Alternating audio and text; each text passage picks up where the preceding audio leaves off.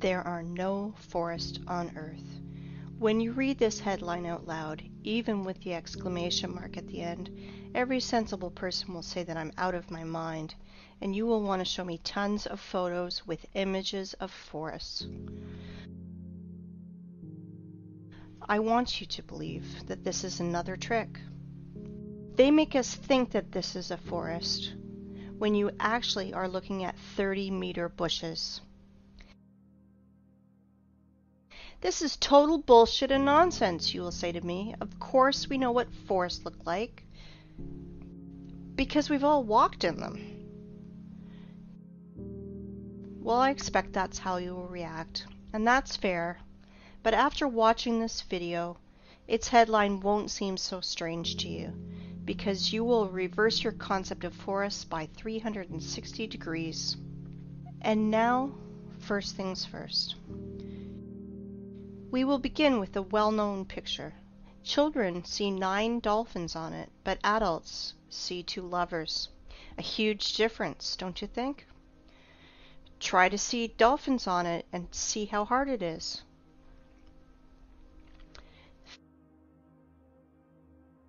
Feminine fruities just won't transform into dolphins for most adults.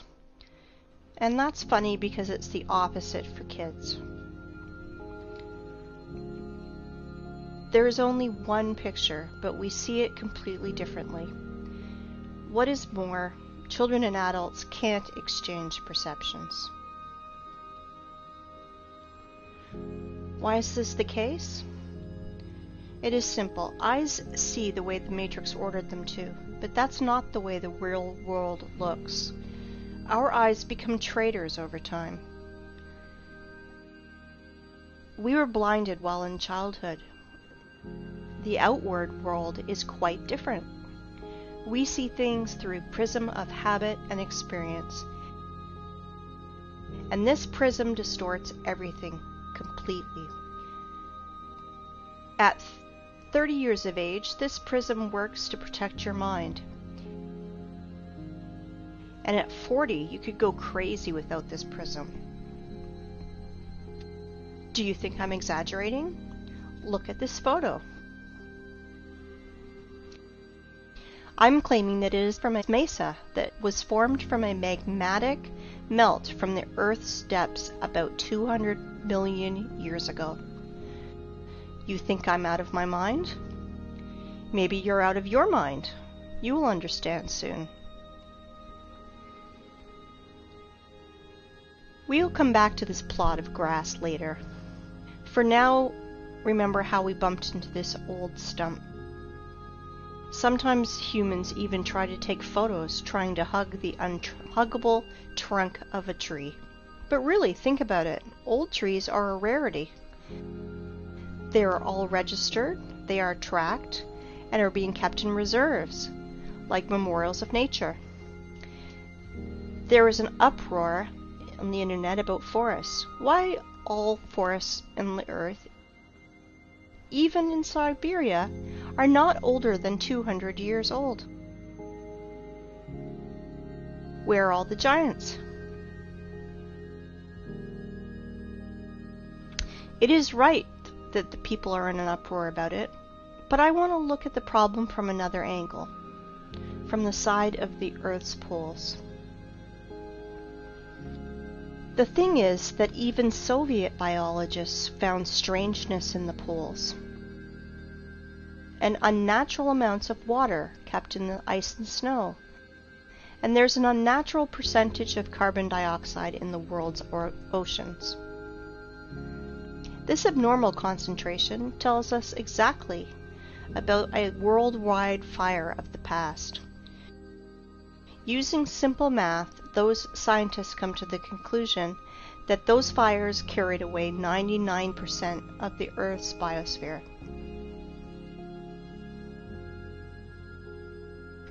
We all know that living cells consist of hydrogen and carbon, so the ice on the poles are made mostly from water, from burned organisms.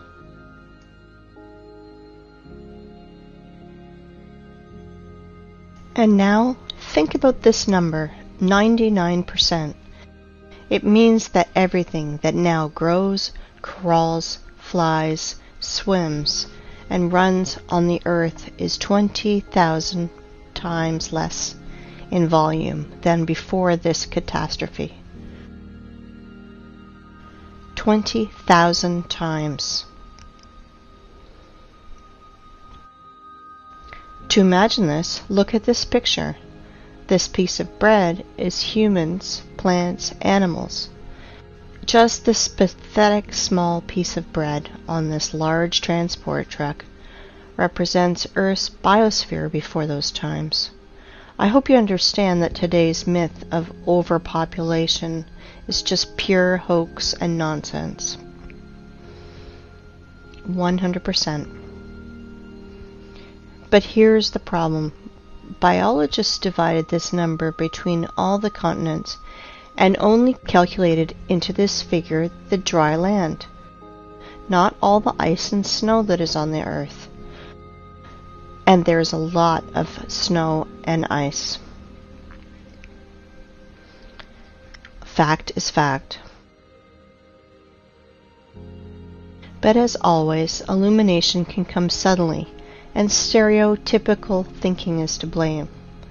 30-meter tall forests are like a virus that takes over both our brains and especially the brains of biologists, which prevent us from finding a solution to this problem.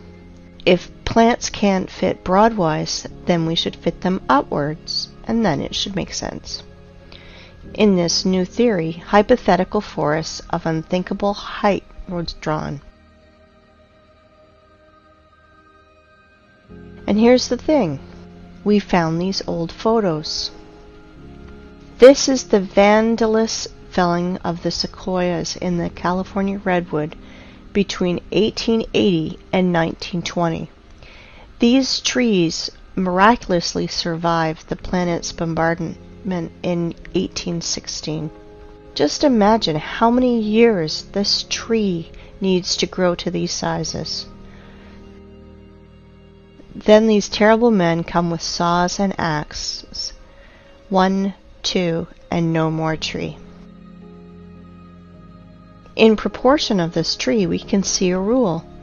The diameter of the stump is 3 times bigger than the woodcutter's or feller's growth.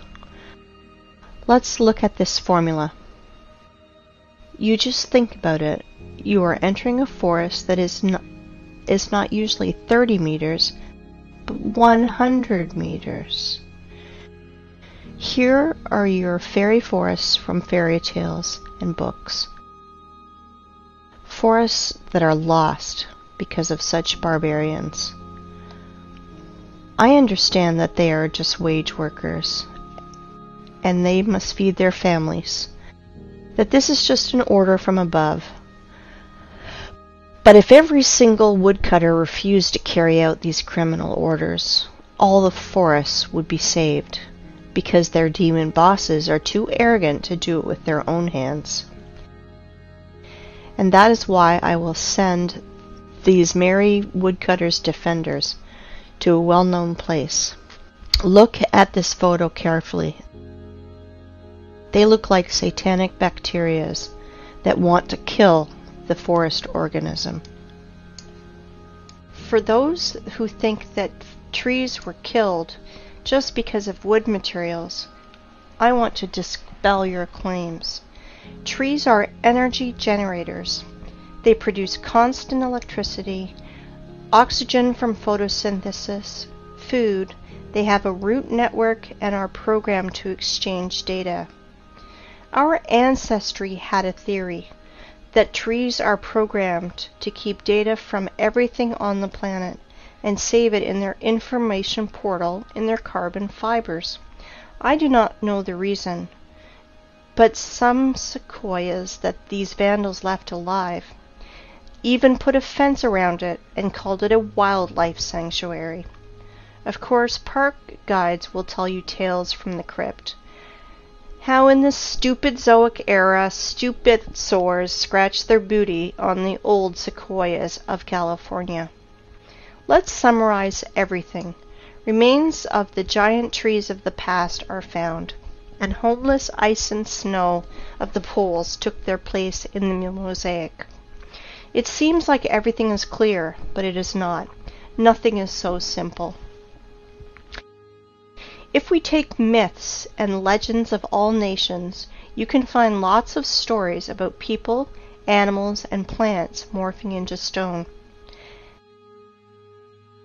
This is normal because paleontologists all over the world dig petrified fossils of humans, animals, and plants.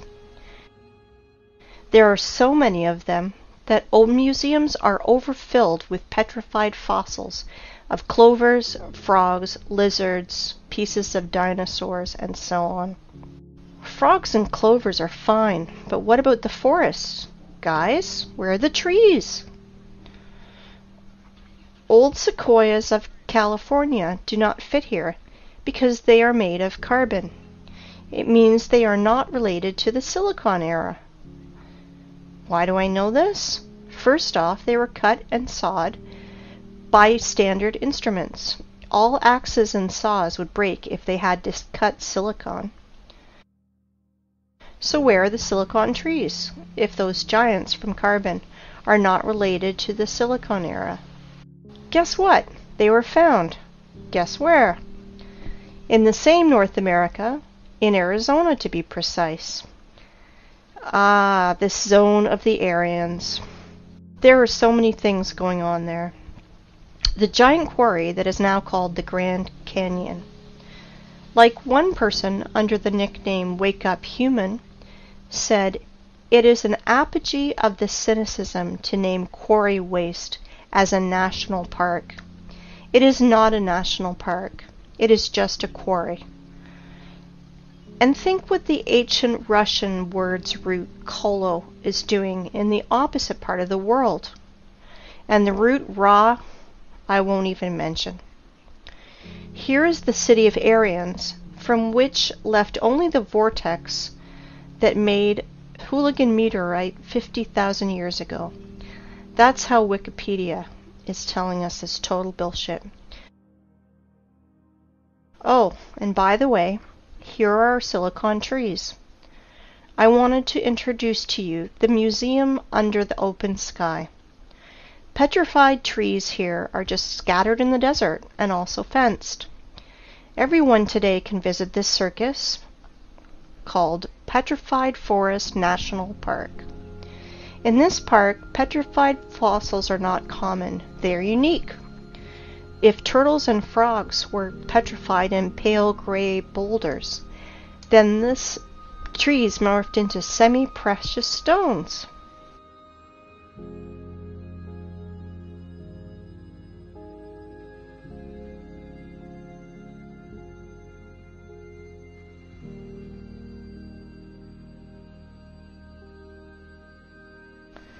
Beautiful stones, aren't they?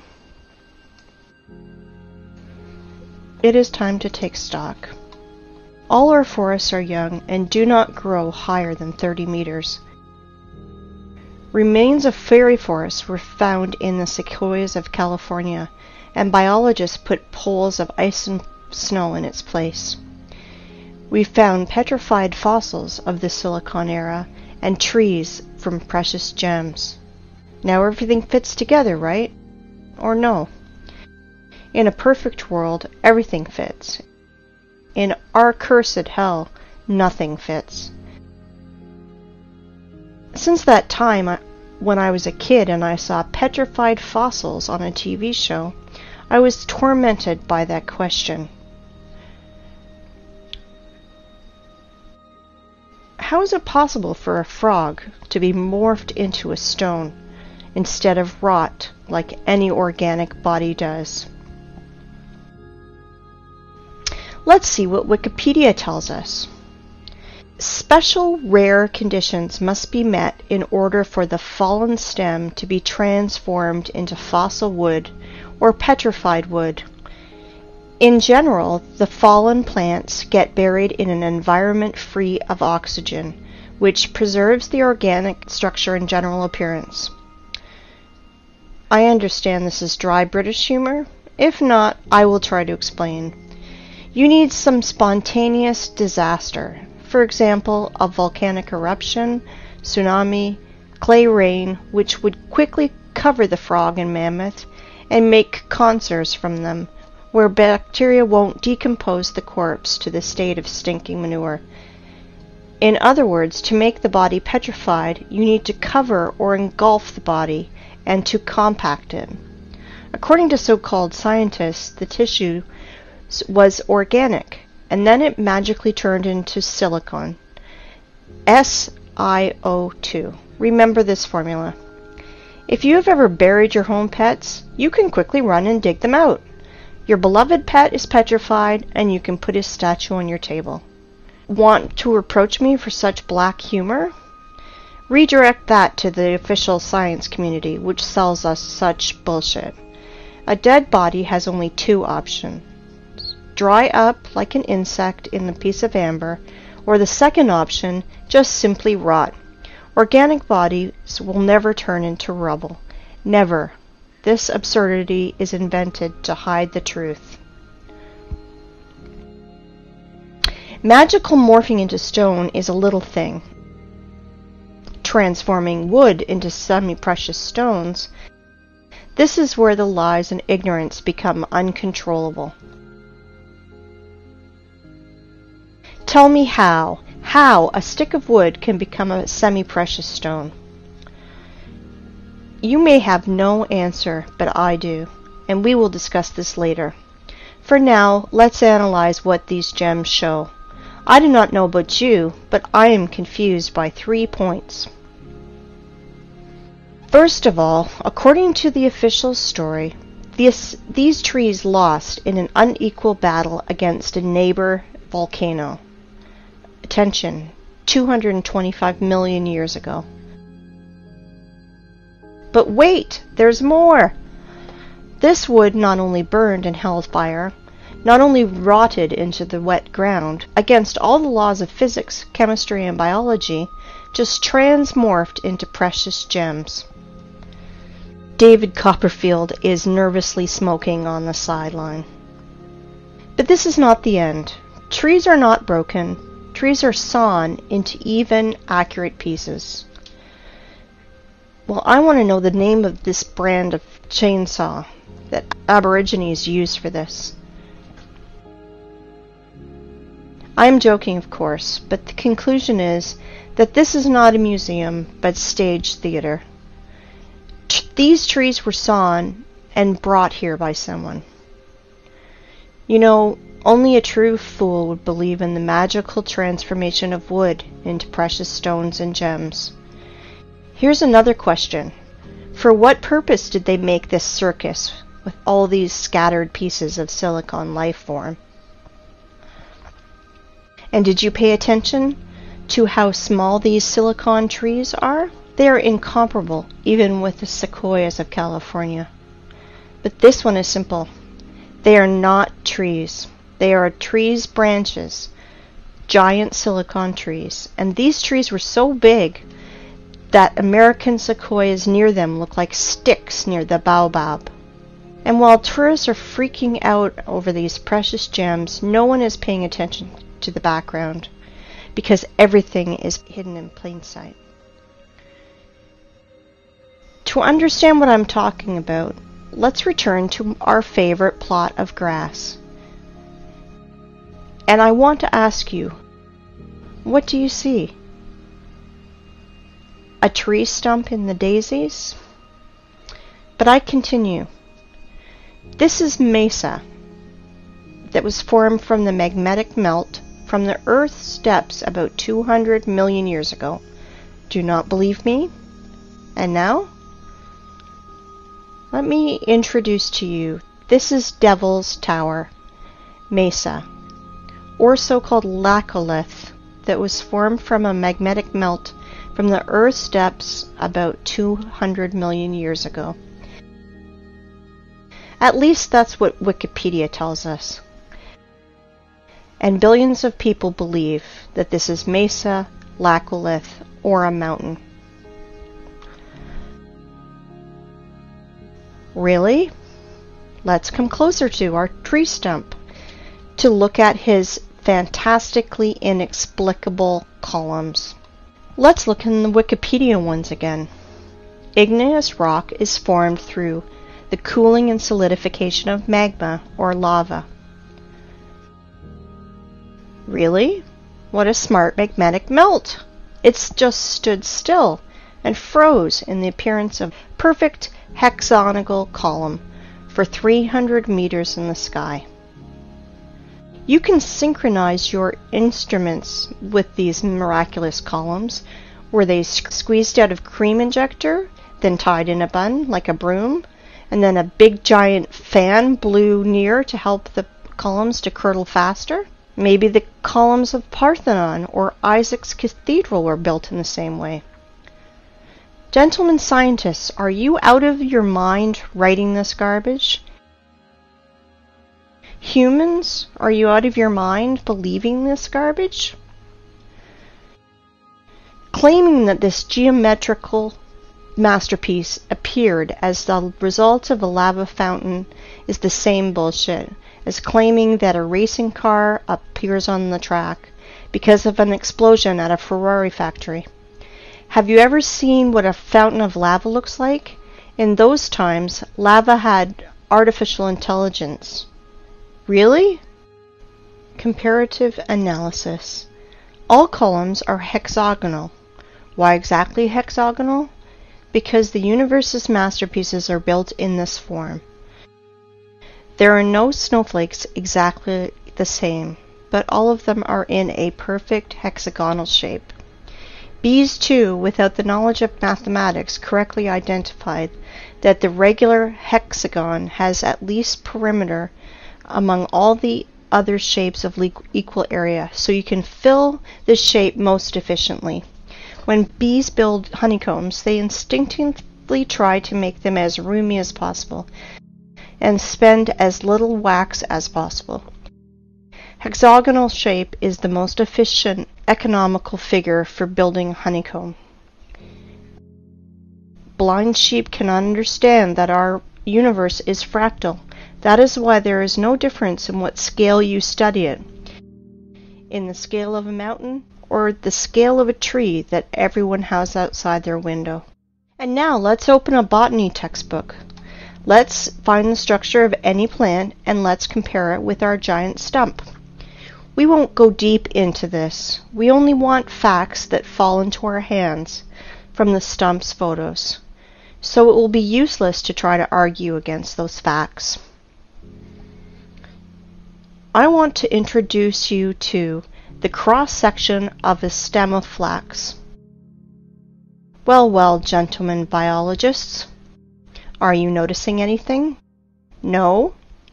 Look, it seems like honeycombs in the middle. Wowzers, and they are all hexagonal. Well, what a coincidence. If we remove skin around this flax, our stump skin is the same. Let's look at the small rocks around it, and guess what? Flax looks exactly like our stump from the bird's eye. They look identical. Exactly. The stump's fibers, like the fibers of the flax, has a hexagonal shape that is strictly preserved. It is geometrical the entire length of the stem, and that is as much as 384 meters. I want you to pay attention. The stump's fibers are even stricter in their proportion, as we learn from the botany textbooks. They are no different for the whole length, but are relative to each other.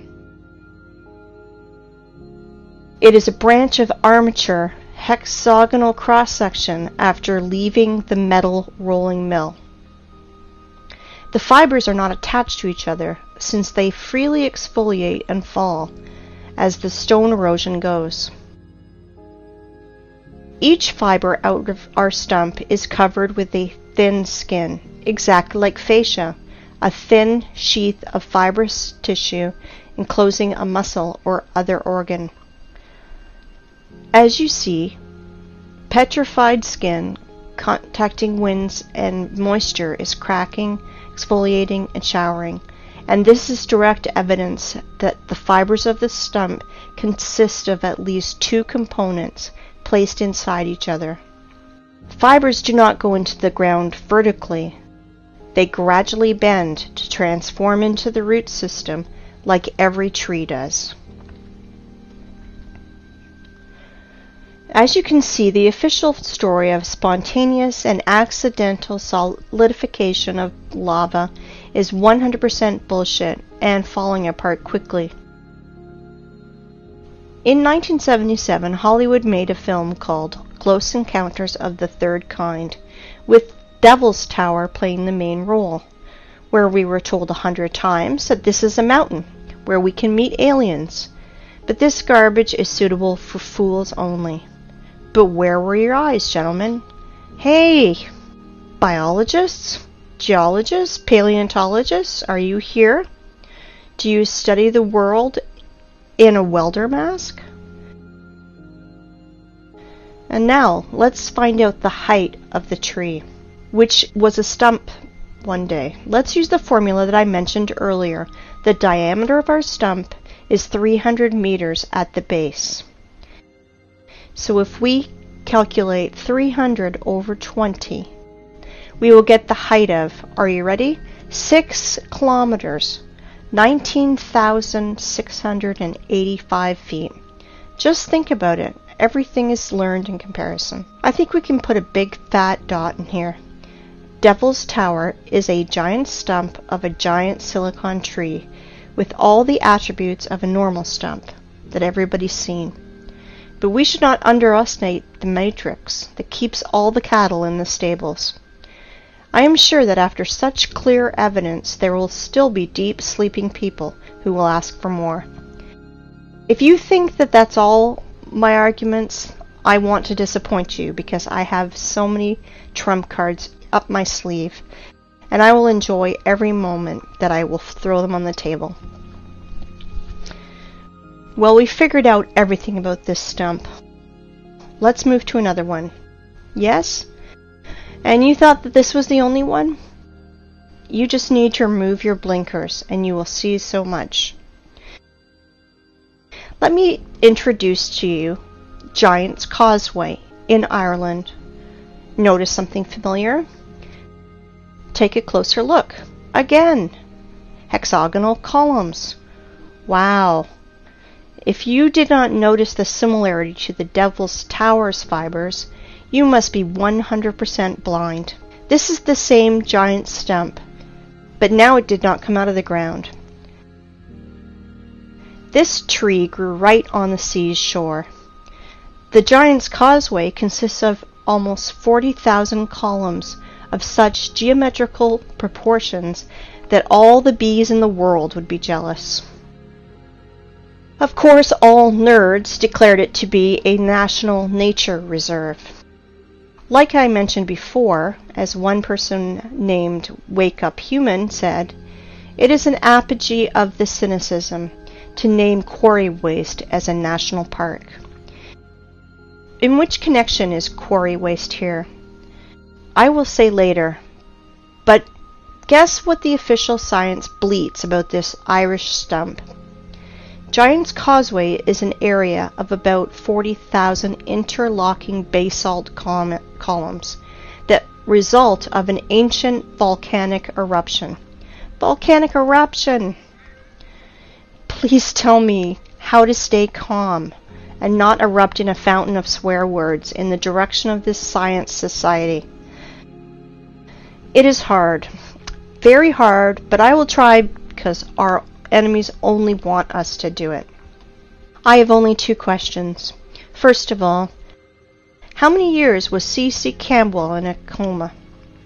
And second, why do bees' honeycombs not declared as a result of an ancient volcanic eruption? Because they are not distinguishable at all. It's no less strange why street sidewalk tiles are not declared as a result of an ancient volcanic eruption. Show me a single difference, nerds. And now I'd like you to come back to our old method and compare Giant's Causeway, but this time with real lava. I want you to remind you how lava erupts and flows, and this is how it congeals. And now let's compare Devil's Tower.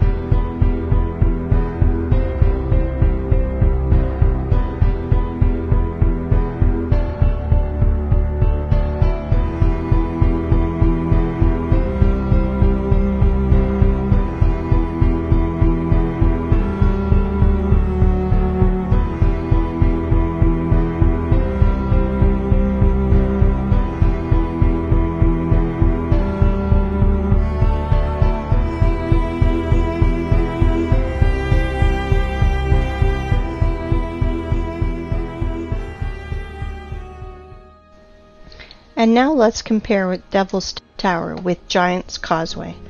Oh, sorry for my French. I mean, let's compare Silicon Stump with Silicon Stump. Somebody still believes in the lava fountain? If I didn't know about giant silicon trees, I'd rather believe in a giant cream injector and a fan, but not in volcano garbage. If you think that these two giant silicon trees are the only thing that I can show you, then you are mistaken. There are loads of them on the planet.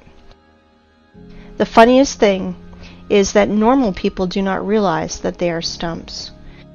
But official science realized that seriously, that they should find out how to hide these trees from people who ask too many questions, and they invented a genius name for these silicon stumps: the basalt cliffs.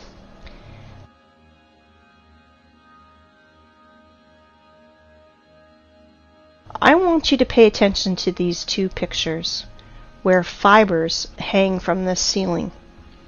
How can volcanic version explain that? Lava was dripping, but its drops did not fall to the ground. The drops stuck by their hexagonal honeycombs to the major neighbor drops, which somehow reached the ground. Look at this picture.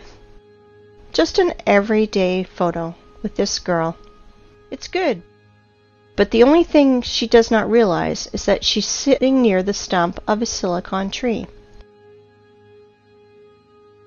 All artifacts are in plain sight, but the prism of the matrix do not allow us to see 9 dolphins. There are tons of silicon stumps in the network. You can research this topic yourself. Google will help you. Let's move forward. I want to introduce to you one more hexagonal miracle of the Earth that is of silicon nature. I want to introduce you to the biggest salt lake in the world, Salar de Uyuni in Bolivia. As you can see, not everything is so simple as it is written in textbooks and shown on the Discovery Channel. Our tradition wanted to show you what Wikipedia is telling us about these hexagons. But the fibers of silicon stumps, Wikipedia is changing it a bit. About the hexagonal structure of South American Lake, it is keeping silent, like a fish, like there's none of them. But they are there, absolutely there. You won't believe it, but Wikipedia is not the only thing that's silent. After hours of research, I found nothing about this hexagonal structure. And only in one place I found a single phrase, like, "Look, how interesting this dried and cracked salt." And then I fell into a stupor. First of all, under the blazing sun's rays, every surface cracks like this. But not in hexagonal shape, like honeycombs. Secondly, cracks are deepenings between the fragments of surface, but I see elevations. And this is opposite to the cracks. It looks more like fiber fascia, like the silicon stumps one.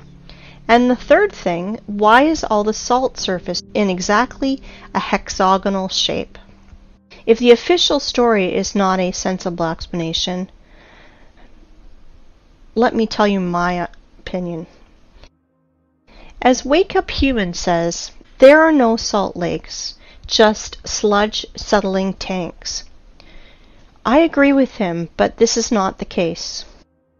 And here's why. I think that you've already realized that honeycomb's hexagonal shape is an attribute that belongs exclusively to living organisms. Either is the possession of a queen bee, snowflake structure, or plant's fiber. As we see with our own eyes, Salar do Uyuni is not just a giant layer of salt. It was a living being of the silicone form of life, which was scraped out by the adepts of technocracy, by their machines. Now you understand how far we are from reality? If we can't even imagine a giant tree, then how can we imagine a creature from salt, 10,000 kilometers wide? Then the height is impossible to imagine. Now you understand that 7,500 years ago, our planet was so fantastic, fabulous, and beautiful that Cameron with his avatar is a poor substitute. All that is left to us is a desert, which we have turned into a scrapyard. And what I mean by saying scraped out by their machines, well, to be short, while our society was sleeping in this matrix, working 9 to 5 hours a day, doing useless things, dreaming useless dreams, our planet was literally being scraped out, and they are scraping it out now with their giant graders and machines. I will show you later. Well, the theoretical part is over now. It's time for the climax, and we are close to the runway. But before, we should return to our first stump and see one strange thing. I bet you did not notice. We saw many stumps, but this one is special. It has a flat surface on top, which means it was cut down. Yes, exactly, cut or sawed. And now our imagination is asking us, who cut it? For what? What did they cut it with? I will answer this question later. We will put these questions in the background because the stump that was cut is not a single one on the planet. I will tell you even more. Devil's Tower is a small one compared to the others. Boys and girls, our aircraft is ready to fly. Of course. Well, we have no course. We will fly around the planet. Fasten your seatbelts and better hold on to the handrails, because everything you will see will overturn your notion of rocks and mountains. Let's go! While we're flying, let's play a game. Find 10 differences. Though there are only 2 differences, material and size.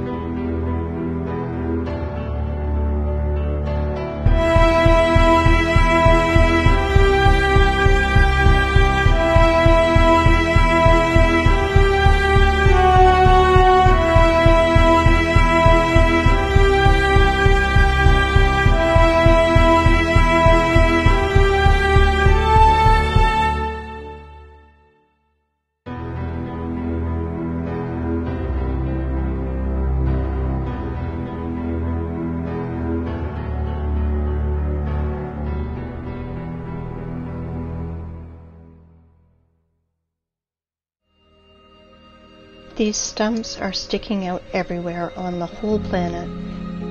There are hundreds of them. Scientists call them mesas, which means table in Spanish, because they have a flat peak, flat as a table. Well, cool, stumps. And now let's remember the beginning of our conversation. We thought we saw forests and even walked in them. So what does it matter if they are only 30 meters high? Is there a difference? We're pleased with the one we have left. We enjoy its beauty. We are accustomed to these forests, so we don't need another.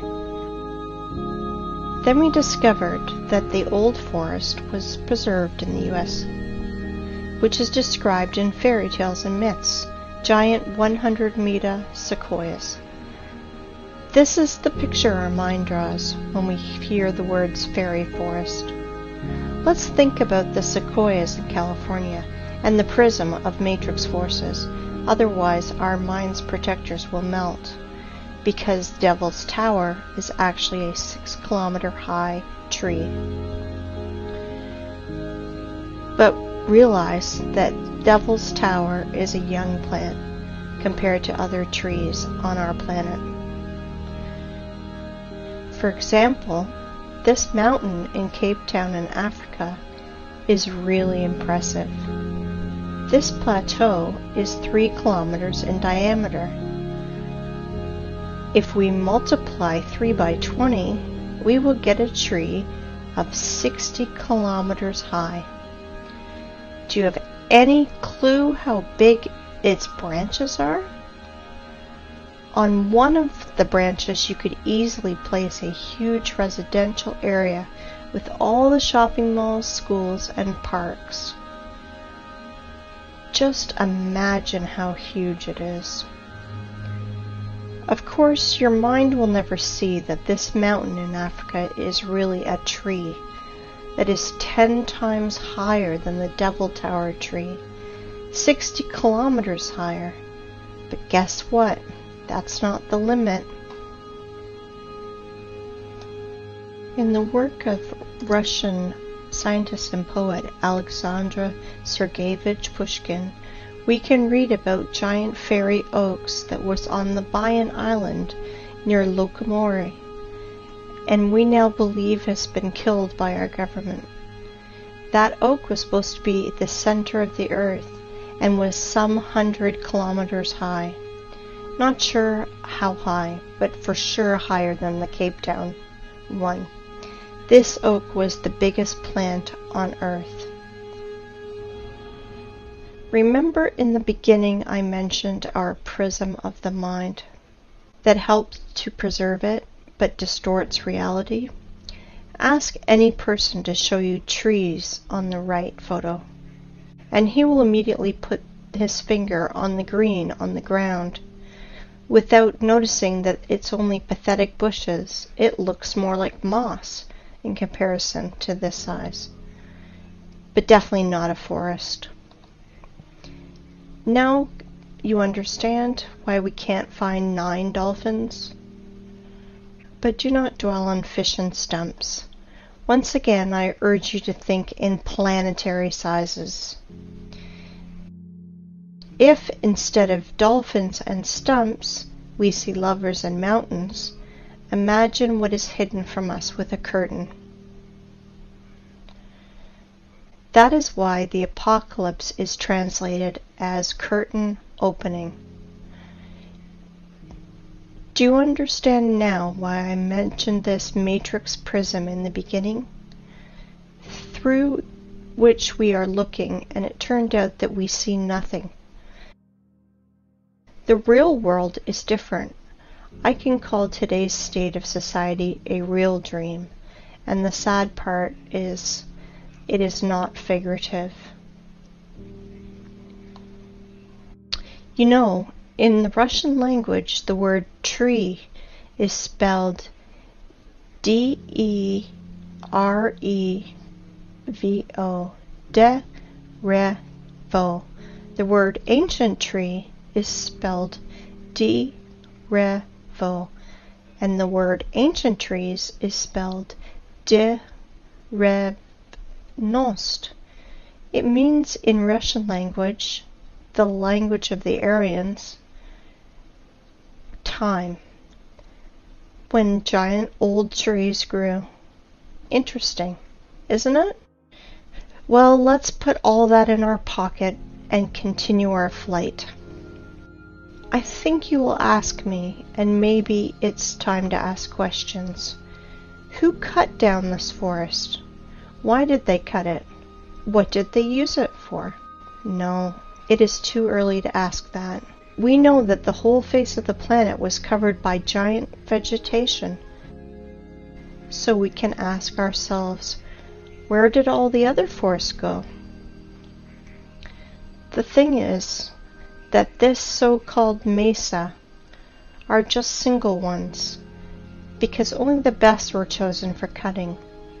Whole other forests of the planet were laid down by blast waves. We reviewed only stumps with flat peaks. Does anyone remember how not cut but actually broken trees look like? I will remind you. Understand my hint? Let's play the game again. Find 10 differences.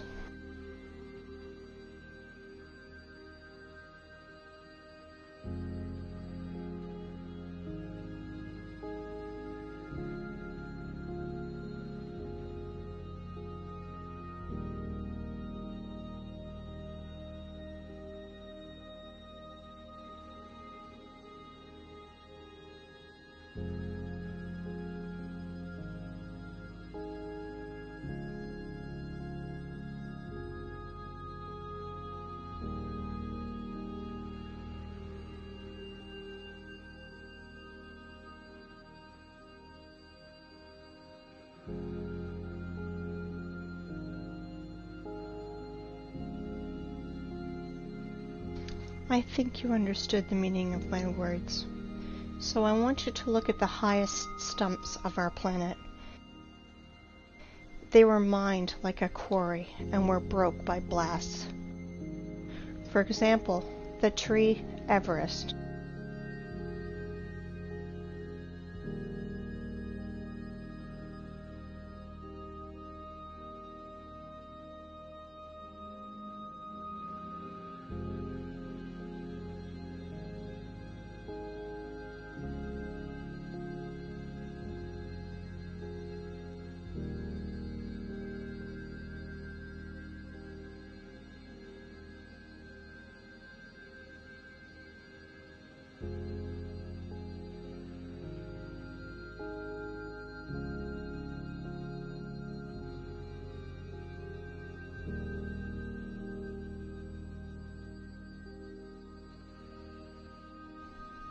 Have you already guessed? There are no such things as rocks on our planet. They are all just pieces of broken stumps. You can look at millions of photos, but the only thing that you will find is corpses of our true environment. How official science explains our origin of rocks, I think you guessed too. Now you understand why we are so charmed by rock? Why are all elite properties placed between rocks? Why the most clean materials for construction are pieces of rock? Because even if they are dead, they still emit powerful energy for us, mortal carbon human beings. Stone is a bridge between silicon and carbon life forms. And now, the important thing you must learn is how to distinguish rocks from mountains. They are completely different things. Rocks consist of solid pieces of ragged stone with fragments of fibers that reach to the sky. But mountain is just a pile of loose waste, which were brought on by giant machines. It has almost perfect cone shape, like every loose structure does. Sometimes those piles have chemical waste inside And sometimes those wastes react with each other, and sometimes they burn, and sometimes explode. And then nerds in white coats scream that they invented a new volcano, and will immediately tell you stories from the crypt. How 200 million years ago this volcano formed those silicon stumps, and explain the origin of our street sidewalk tiles as a result of an ancient volcanic eruption. That is why there's no such thing as volcanoes, rocks, and mountains on our planet. You can throw out these terms from your vocabulary. Okay, let's fly further. So from our window you saw that absolutely all the rocks on our planet are just corpses of the silicon form of life. They are all fallen trees, you want to ask? No, not all of them have hexagonal structure like the Devil's Tower. Some of these rocks have lamellar structure or spongy structure, like our mushrooms do. Like liver is different from our heart or our lung, so our ancient world was so diverse that we can't identify or even imagine lots of species structure like our mushrooms do. Like liver is different from our heart or lung, so our ancient world was so diverse that we can't identify or even imagine lots of species and subspecies. Let me introduce this theme was covered in detail by Pavel Ulyanov. His YouTube name is Wake Up Humans. He did revolutionary work in the theme of geology and bucket wheel excavations work. Let me introduce to you this giant cuttlefish, which is a Badger 288, one of the world's biggest rotor excavators. And this is how those machines work. They crawl on its wheel parallel to the quarry wall. Giant wheels with ladles scratch at rock and ground, leaving concave wall.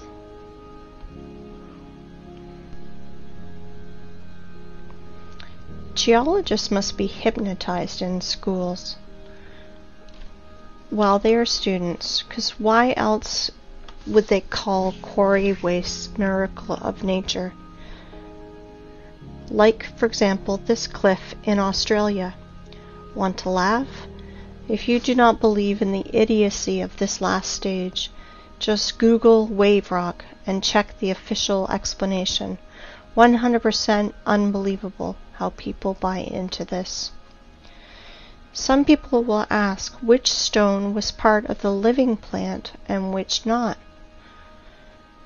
I want to tell you that at least 7,500 years ago there were no such things as stones. Everything you find now was part of our ecosystem. But then people said they want to be gods themselves, and they screwed everything up.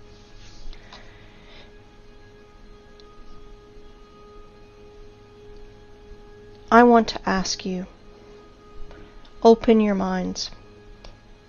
They live, we sleep.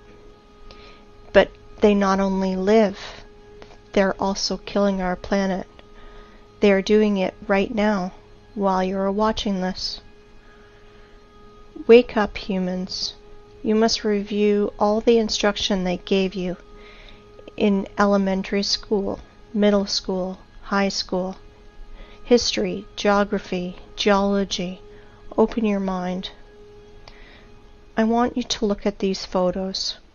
Today we have lots of artifacts which we can't repeat because of certain conditions as the lack of technology, lack of equipment, or specialists, and which are evidence that our civilization is 200 years ago, and before that compared to us was way more developed, and today's society are just kids in the sandbox. Here are some examples.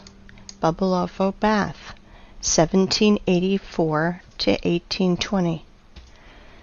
Here is what this man that was near it tells us. Sorry for my language, but they are telling us absolute bullshit. That somehow the master made it for 7 years and polished it every day like Papa Carlo. Absolute bullshit. With all my responsibility as a lathe man of 5th level, I declare that this is machine precision. Concave and convex surfaces of this bath, strictly precise, circle on the whole diameter, very accurate spherical surface in the lower part of the bath. Inside the bath on the bottom, the same super accurate concavity of the whole diameter. This product is impossible to do manually, especially to polish. I have the impression that it only yesterday got out of the machine. And the polish is like from Isaac's castle columns. It's impossible to do without high-class and high-speed polishing and grinding instruments. Next one, Alexandrian column, 1834. Weight is 600 tons, 27 meters high, granite. Impossible to do manually without turning this on a lathe machine. This column has the shape of antithesis. It's simply impossible to do manually. Third, Peru Ollantaytambo.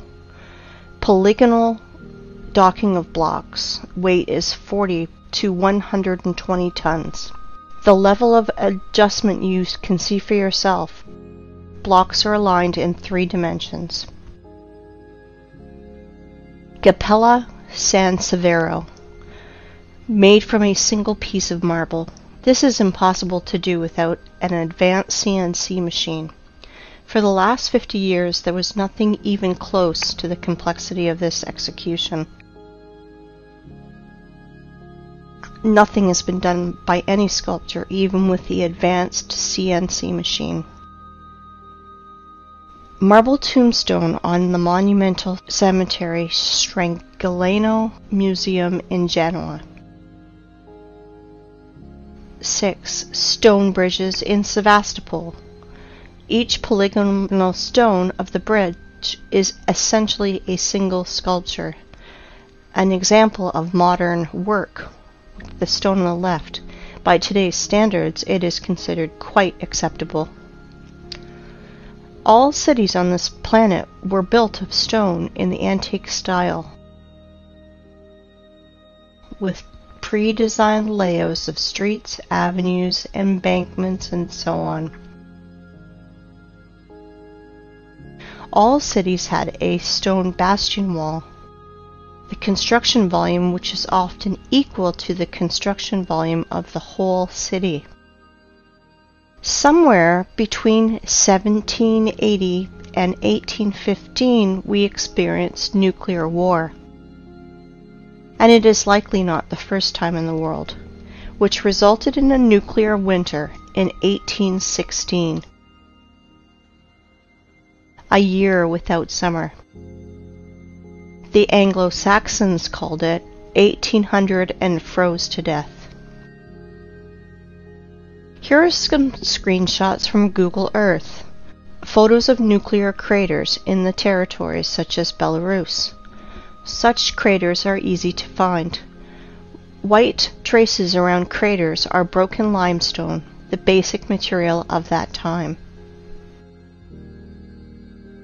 To visualize the damage, search in Google Roger Fenton Crimea or James Robertson Crimea and see the pictures.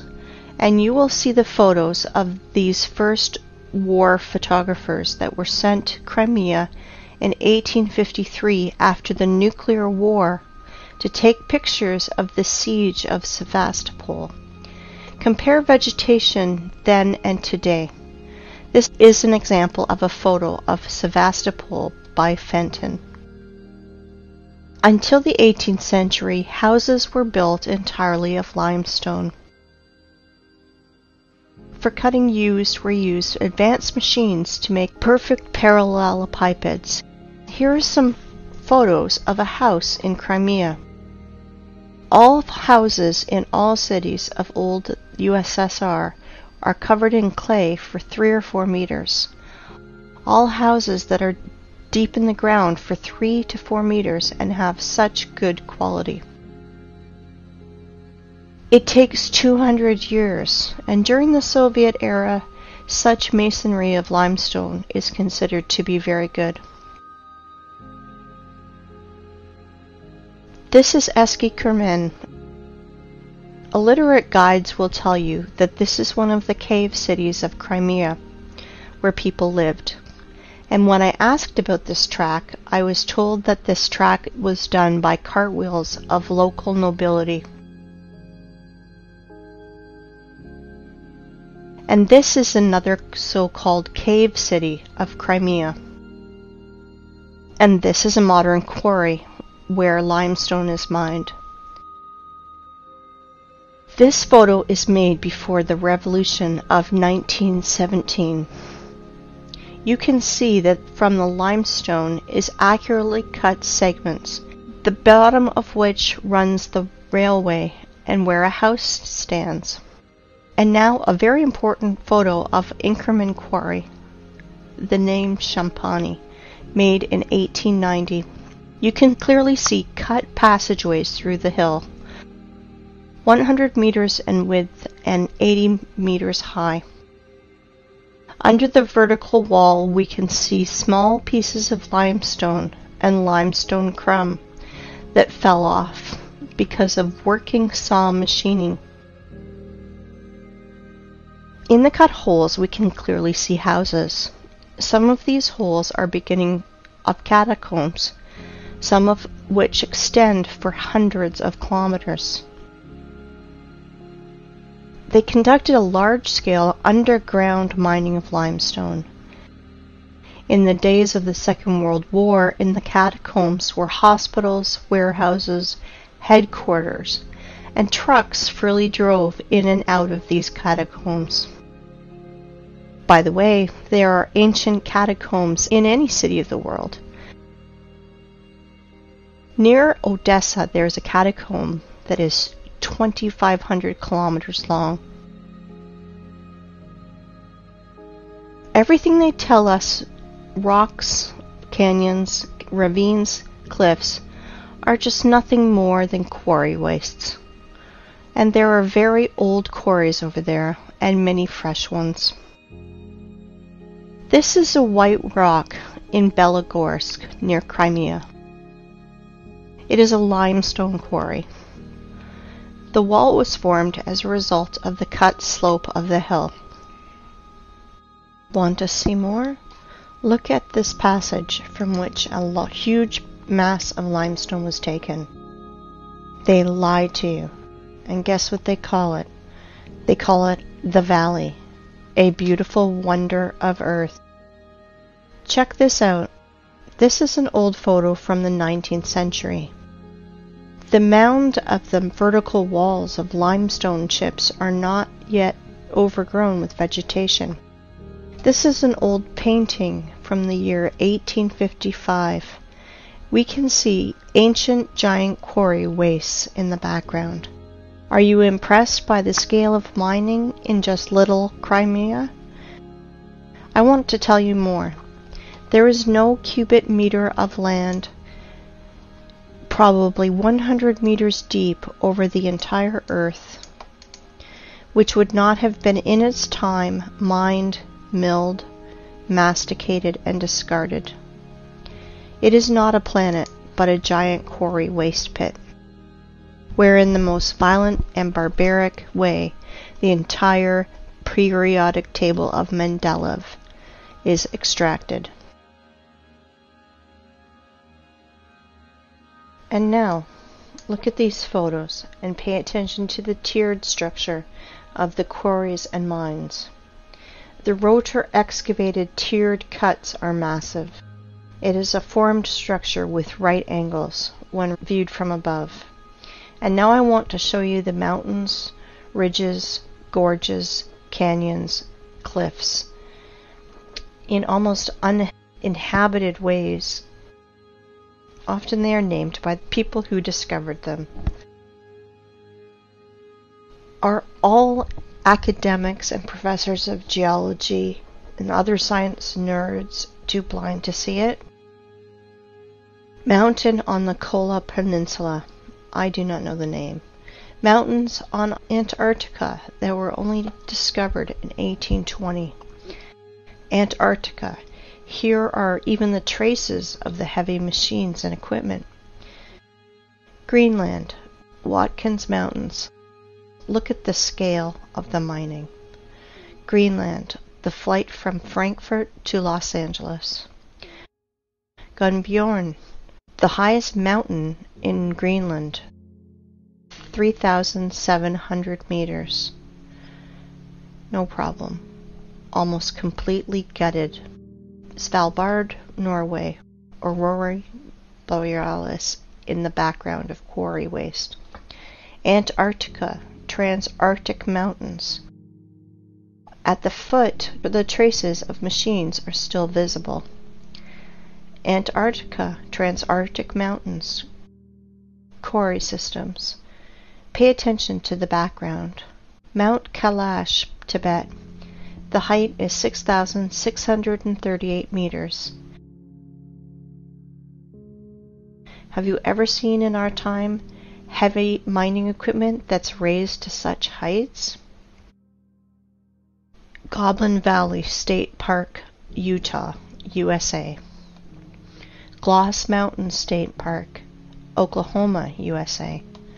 Grand Canyon, Arizona, USA. It's just a giant quarry, waste, gutted territory. Millions of tourists think that they are looking at a miracle of the world because they were told so. Quarry, Grand Canyon, Arizona, USA. Nowhere can we find traces of water erosion, only the shock explosive impacts on the silicon vegetation. Quarry, Rock Spitzberg. Quarry, Grand Canyon. The cut of the stone with a circular saw. Quarry in Australia, Blue Mountains. Blue Mountains from another angle. Blue Mountains, the vertical wall. Compare it with the marble quarry in the Alps. Marble mining in the Alps. Giant quarry. Do not know where. This photo is offered as wallpaper on your desktop across the internet. Caprock Canyons State Park, Texas. Again, a national park created from exhausted quarry wastes in the USA. In some quarry wastes where there is a lot of moisture, people do farming. Banao rice terraces. Again, Banao rice terraces. And this is Canyon de Chelly Nation Monument, USA. The saws apparently did tunneling. The so-called Painted Hills in Oregon. Mountains Ravine, South Africa. Orange River and Mountains. Timna National Park in Israel, just a quarry. Quarry, Green Canyon in China. Flooded quarry, Charak Reservoir in Uzbekistan. Flooded quarry, another angle. As you can see, there are no natural rocks, mountains, cliffs, and gorges on this planet. You know, while people argue on the internet how flat the Earth is, like a pancake, or maybe a little concave, our masters are literally devouring our home and turning into a desert and a scrapyard. Guess what? It appears there are quarries on our planet the size of several countries. For example, in Tajikistan, Afghanistan, Uzbekistan, Turkmenistan, Kazakhstan, and Iran, there is almost no soil in these parts of the country, because a 100-meter layer of soil and all living things on it was removed. It looks like the Ural Sea and the Caspian Sea are just giant flooded quarries. Yes, all areas in the world that is painted yellow on Google Maps are the bottom of quarry wastes. Uzgurt Plateau. In the middle of the picture is a group of cars. If you fill this quarry with a layer of water 1,500 meters high, you will get an analogy of the Sea of Azov. And this is the Sea Azov, flooded old quarry. The bottom is as smooth as a table on which rotor excavators rolled. The maximum depth is 15 meters. Perhaps thorium was mined here. The edge of the Karakum Desert, the area of which is 350,000 kilometers squared. The impression is that planetary reapers worked here. In reality, Kori, for the rest of the population, Canyon Yangakala, the wonder of the world, in Turkmenistan. In reality, Kori, for the population, Plateau Tozber, Kazakhstan. USA Monument Valley, USA. Previously, this area was several hundred meters high, up to the stumps of the silicon trees in the background. Same Monument Valley, USA. Namibia. The desert is the bottom of a quarry. Egypt. The top layer is scraped out with soil and all living things on it, also burnt by nuclear blast. Most part of Australia is cut and scraped almost completely. No soil, only red desert left. Australia, Nigeria, desert. The conclusion is deserts are 100% artificial. They emerged as a result of long-term mining activities. Even more, you can easily safely replace the words canyons, gorges, rocks, ravines, plateaus, mountain lake, and just simple lake in your vocabulary to the words quarry, mine, flooded quarry, flooded mine. Krivobor in Russia. Krivobor in a different angle. In the middle of this island, overgrown with bushes, stood a rotary excavator. Kruitvann in Switzerland, obviously the work of a rotary excavator. Siberia, Annabari Quarry. And now look at this. This is pile of waste rock in Donbass. The height sometimes reaches 300 meters. Inside them are chemical reactions. They burn, and sometimes they even explode when they accumulate excess pressure, and more. Let me introduce to you this pile of waste called Vesuvius in Italy. 1,281 meters high. But science nerds will tell you that this is a volcano because it is burning. Even once it exploded. What a story. How people buy into it is beyond me. And now let's look at the biggest pile of waste called terracons or volcanoes.